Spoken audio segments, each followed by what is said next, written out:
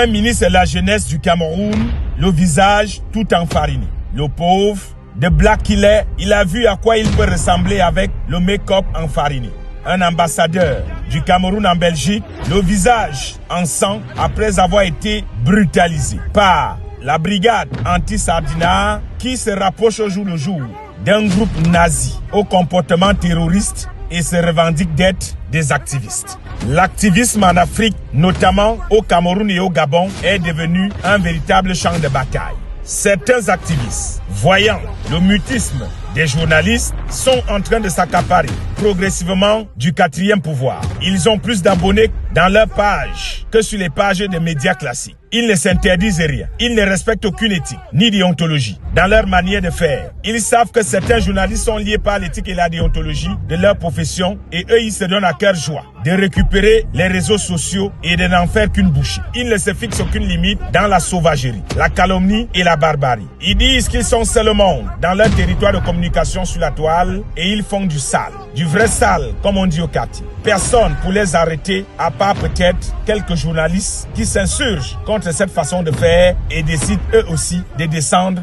dans l'arène d'Internet. À la veille des échéances électorales, le 12 avril au Gabon et en octobre 2025 au Cameroun, les activistes pensent que la décision se fera avec eux. Ils disent partout que la République doit se construire avec leurs idées. Au Gabon, l'activisme a viré ces derniers temps dans l'escalade verbale. On insulte, on calomnie, on vilipende sans état d'âme. Des échanges verbaux épistolaires sur Internet. Ils livrent un combat sans merci au président de la transition et aux membres du gouvernement. Créent des histoires et les attribuent aux collaborateurs du chef de l'État, tout simplement pour voir le gouvernement se déchirer. Mais à force de regarder ces activistes faire et de leur donner du crédit, ils finissent par croire eux-mêmes qu'ils sont des influenceurs qu'ils pensent être. Mais personne n'est plus Dieu, surtout pas nous. Personne ne leur laissera faire du sale et de déchirer toute une république. Tant pis pour ceux qui ont la carie dentaire. Tant pis pour ceux qui ont des hémorroïdes. Tant pis pour ceux qui bégayent. Et comme le dit l'adage, quand on vit comme l'éclair, on n'a plus peur du tonnerre. Quels sont ces activistes qui n'ont aucun idéal, aucune idéologie, aucune religion? Ils ne croient en rien, n'espèrent en rien. Ils sont juste des mercenaires qui cherchent à plaire et à exister dans un environnement politique qui leur offre parfois l'illusion d'être de quelque chose de la République. Au banc des accusés, les activistes gabonais et camerounais. Ils sont pour la grande majorité des rigolos, dont plusieurs sont des gigolos en Occident chez quelques Souga-Mami qui ont mis ménopause depuis l'époque d'Aristote chez le gynécologue, même atteinte de l'onchocercose. Nos frères activistes, pour avoir de quoi manger au quotidien, sont obligés de profaner leur langue au sens propre et figuré pour nettoyer quelques toiles d'araignée chez leur Souga-Mami.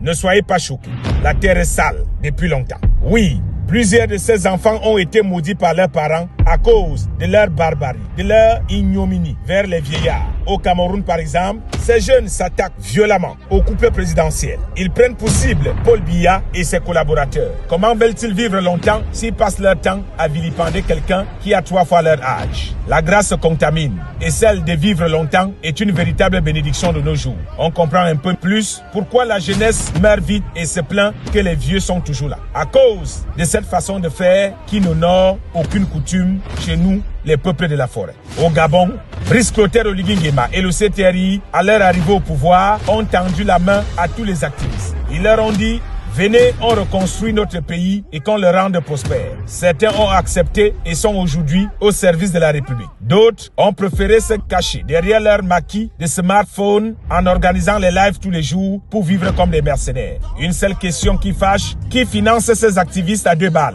Des cabinets noirs dont nous avons eu écho de certains avec preuves matérielles à l'appui que nous dévoilerons d'ici quelques jours. Quelques personnalités qui flirtent au quotidien avec les chefs d'État, qui sont assis dans les salons feutrés et qui livrent leurs propres collègues du gouvernement à ces activistes afin qu'ils soient calomniés. Qui finance les activistes gabonais comme Okuba Kalamitatu, Lenkoulou, Jonas Moulenda, Princesse de Souba ou encore le Phoenix. Qui loue les maisons de retraite aux activistes camerounais, comme ceux qui ont des sobriquets, tous des alias. Alias Wangtou le gigolo, alias Sandy Missoul Boston, alias Max Vaurien Ivoire ou encore Don Wata Kwata. Des noms de l'apocalypse qui annoncent au quotidien qu'ils apporteront eux-mêmes l'apostasie sûre. L'activisme prend de plus en plus des escalades de la violence verbale et physique, des insultes et des dessus de ceinture.